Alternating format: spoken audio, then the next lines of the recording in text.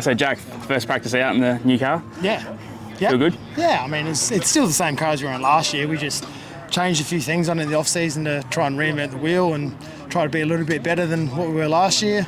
So, I mean, it was all right. We put down some times that were pretty consistent with last year on a track that was probably a little bit harder to get grip on. So hopefully when the track's a little bit more grippy and a bit more drive, if we're a little bit better than those times, we should be probably a little bit better than last year. So we're going forward with the changes that we make, and it's different when you're sort of doing a bit of a practice by yourself, and then when you're actually racing someone and you're trying to chop lines and change stuff. It's always a bit different, but it's a good thing so far. Yeah. So no kinks have come out of today or anything like that. No. I didn't put any fuel in for the second one, so I ran out of fuel. So that was an issue. But no, realistically, the car ran good. We had Steve Agars in the off season. We had a few bent things in it, so just making sure it felt the same as last year. So it does.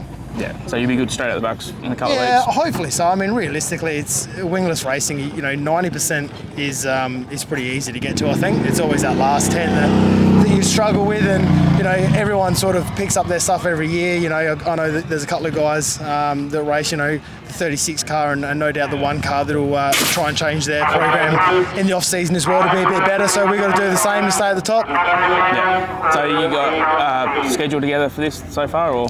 We'll probably just pick and choose wingless stuff, I think. The midget will take priority over everything. So if we can squeeze some wingless stuff in when we're not running the speed car, then we'll just sort of chop and change. Realistically, the stuff close to home we'll always try and do because it's close to home.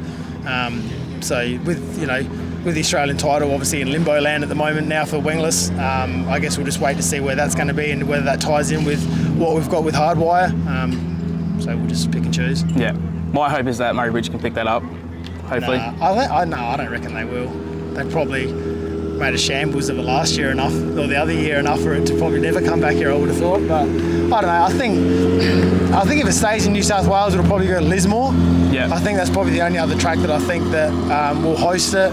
Otherwise, I guess whatever's next on rotation, we'll just pick it up, which I think is Victoria. Yeah. So, I mean, we'll just wait and see. They're going to have their hands full with trying to work out that logistical nightmare anyway. So, yeah, we'll see. Yeah. And as the Speedway, we always know something can always pop up at the last minute and change, and who knows. So someone will change something, or I guess it's hard enough for them, I suppose, trying to program and fund and do the logistics of running a title, and then obviously when it gets canned because the track's closed down, I guess they've got their work cut out for them to try and find another venue and do more promotion, all that kind of stuff. So we'll just play it by ear.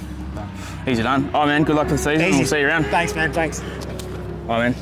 All right.